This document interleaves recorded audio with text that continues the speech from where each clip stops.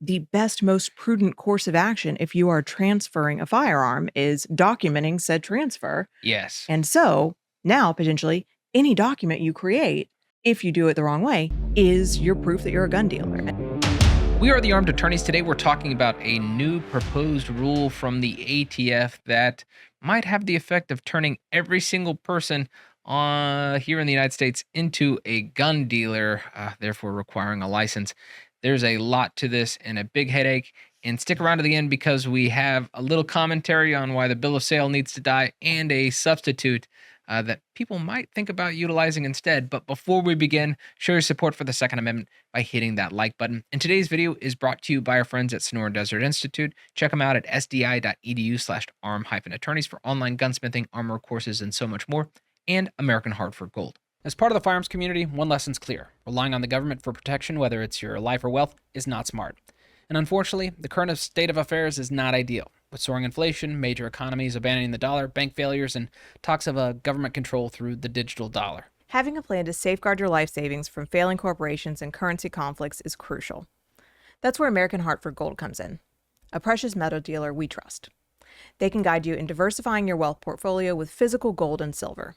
They offer incredible products, customer service, and have a 5-star rating with thousands of reviews and an A+ from the Better Business Bureau. On top of that, they support the channel and have an incredible offer to share. When you contact American Hartford Gold, tell them that the Armed Attorney sent you, and they'll give you up to $5,000 of free silver on your first order. To learn more, text attorney to 65532 or call 866-856-2380 or check out the link in the description below.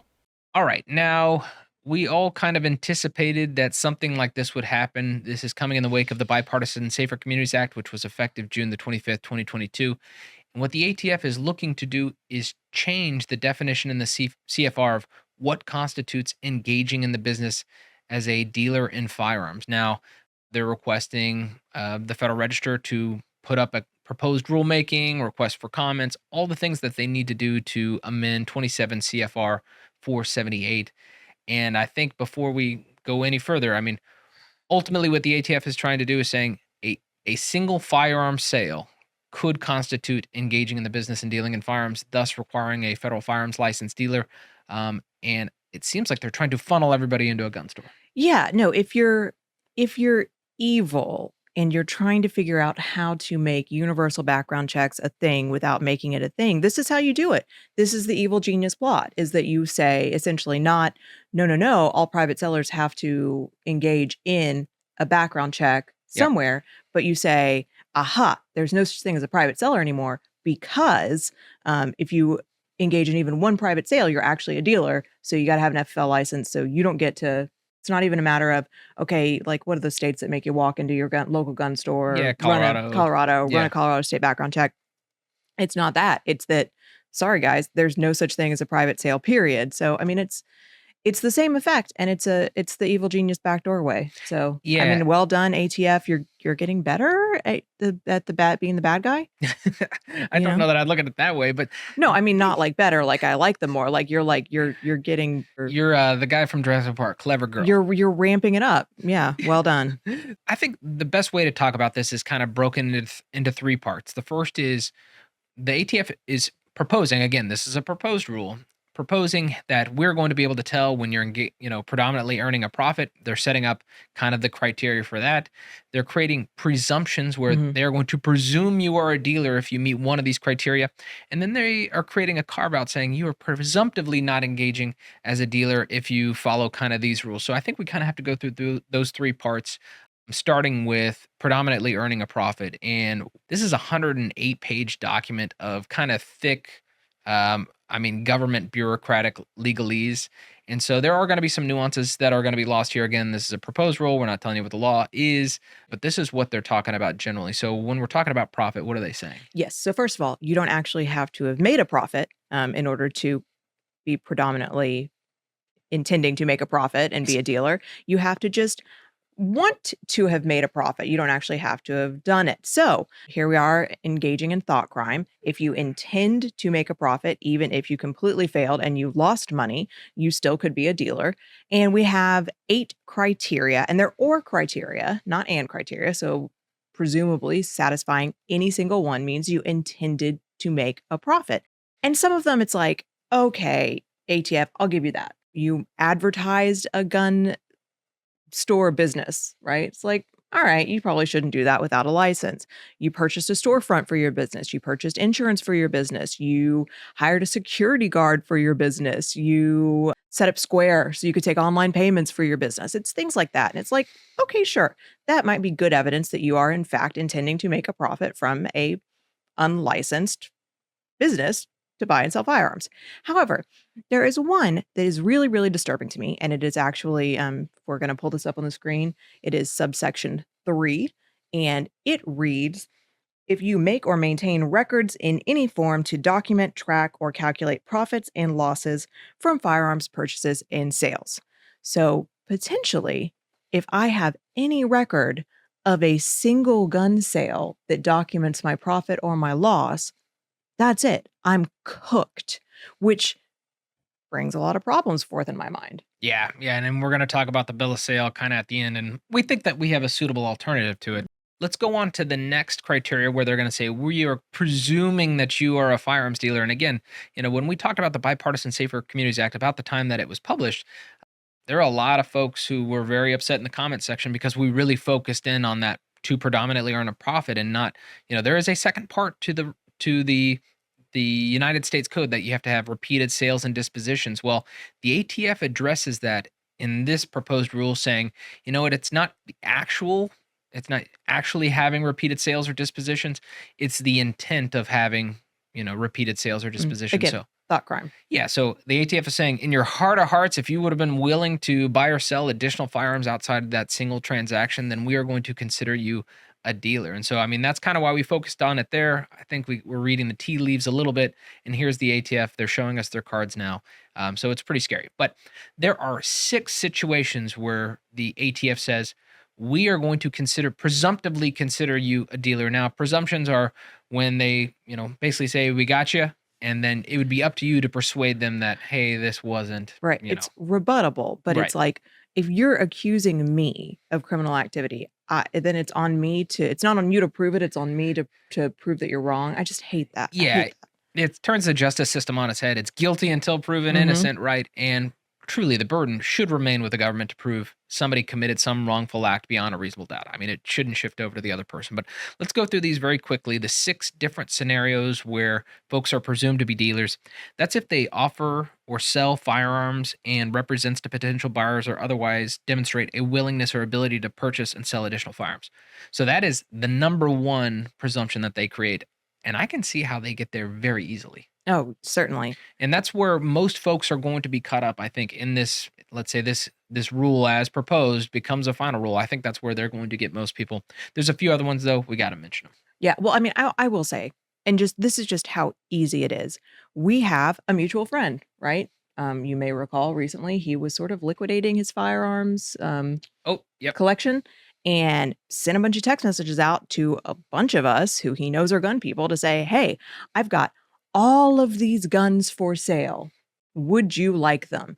And in fact, I think that he did sell most of those, but it's like, had he even sold one, they've got him. They've Right. got him on text messages saying, these are all the guns I've got for sale, right? Yep. And the second one, spend more money or its equivalent on the purchase of firearms for the purposes of resale than a person's reported taxable gross income during the applicable period of time.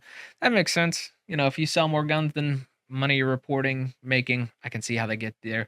I know you're very skeptical and scared of how this interacts with the tax code. I am. Well, and first of all, that is like, what if you're retired? Fixed income, yeah. Yeah. What if you have nothing but modest social security payments? Yep. And you have a huge gun collection and you're like, I've got to sell these to make some money to live on. Yep. And it's more than your gross income. Then you have, I just look, is that likely to happen? No. But can No, I I think- see an innocent scenario where it's happening? Of course I can. We'll call that you the know? targeting seniors presumption. Right. Yeah, because But- that's what it is. Yes, but I am angry about how this could potentially interfere with, yes, what the IRS tells us we have to do. Because let's say I sell one gun and I make a bunch of profit on this one gun. Something has happened. You hit the jackpot. I hit the jackpot, right? I bought something from somebody, they didn't know what they had. I ended up reselling it. I make a couple $1,000s on it. I am so thrilled. The IRS would tell me that that is income from whichever source derived. The IRS would tell me, you must record that, and you must report it to us, and you must pay taxes on that.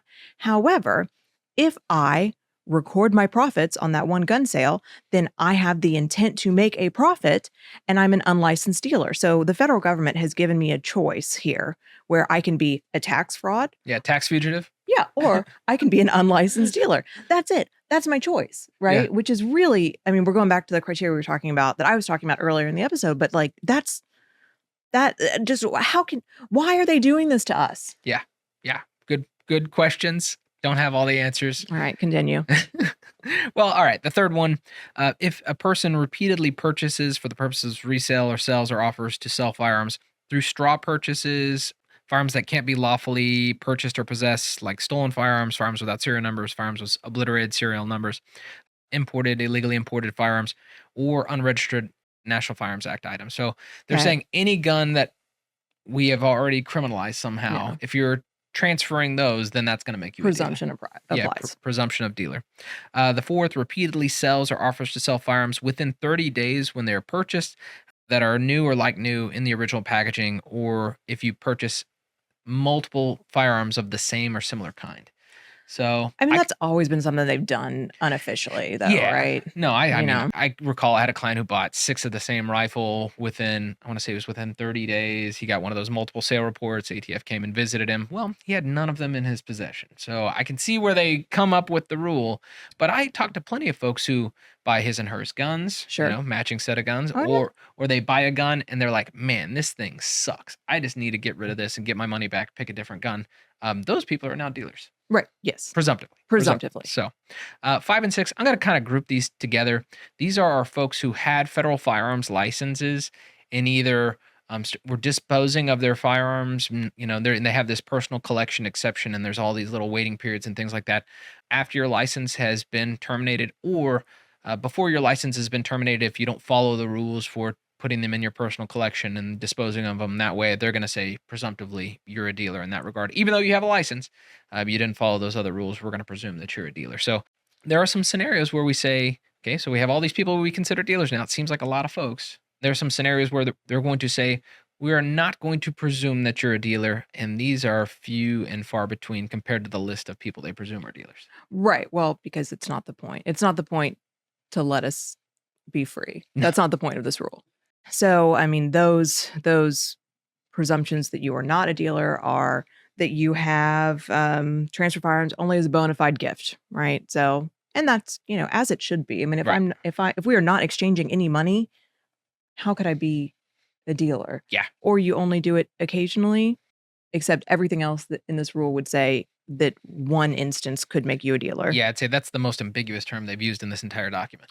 Yes, and it seems to contradict everything else in the document. But okay, sure, fair enough.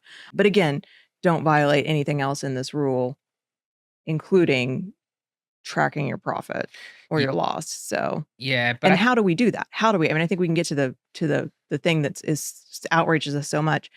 How do we violate that, Richard? Yeah, by a bill of sale. Exactly right. By the thing that is like the best, most prudent course of action if you are transferring a firearm is documenting said transfer. Yes. And so now potentially any document you create, if you do it the wrong way, is your proof that you're a gun dealer. And it's so offensive. Yeah. And think of this now. I mean, going forward, bills of sale, I can see these things being admitted as exhibits in prosecutions for the unlicensed dealer, somebody being an unlicensed dealer in firearms. But I think there is kind of an easy-ish workaround, and this is assuming that private sales are legal in your state. And we started doing this basically immediately after the Bipartisan Safer Communities Act.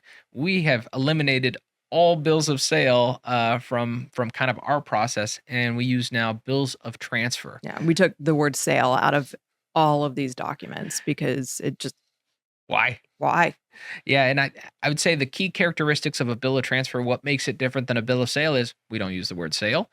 We don't use the words buyer or seller or purchaser, so we're not using any of those terms, and we're not putting a price on these documents. Yeah, no, but you can't anymore. I mean, I think if you keep track of what you sold it for and you have an initial receipt for what you bought it for, have you made or maintained records in any form to document, track, or calculate profits and losses? Have you done that? And the Yeah. answer is potentially yes under this rule. I mean, and I wish we could say, well, it's obviously the government's intent to really just track down true unlicensed dealers here. And there's 8 criteria that you intend to make a profit. And just because you have a bill of sale and that you've got this amount on your bill of sale, they're never going to come after you. It's not about you, buddy. But I don't think we can trust our government.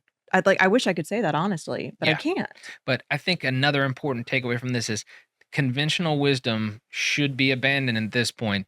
It's not about the number of guns that you sell anymore. And the ATF makes that crystal clear. It's not about the number of guns that you sold. Typically, in the past, when we talk to clients, that's one of the first questions I ask them. How many guns have you sold in Mhm. the past year or whatever period of time? That's kind of irrelevant in the Yeah. eyes of the ATF. Yes. But again, bear in mind, this is a proposed rule. It will be open for comment. Um, I would encourage anyone and everyone to comment and to let the government know what the potential problems are with this rule. It makes a big difference, and we do not know what the final rule is going to look like. We see, everything from rules just being abandoned and not ever making it to final publication because of public outrage to, gigantic sweeping changes that actually do make a difference due to public comment. So it is important that you get involved with your government and tell them why this is really an outrageous violation of our right to engage in free contract. Yeah, but we hope you enjoyed this discussion. If you did, consider subscribing, hitting that like button, and help us fight the anti 2A algorithm by sharing this video. And please question and comment for us below on this potential new rule. Until next time, we're the Armed Attorneys.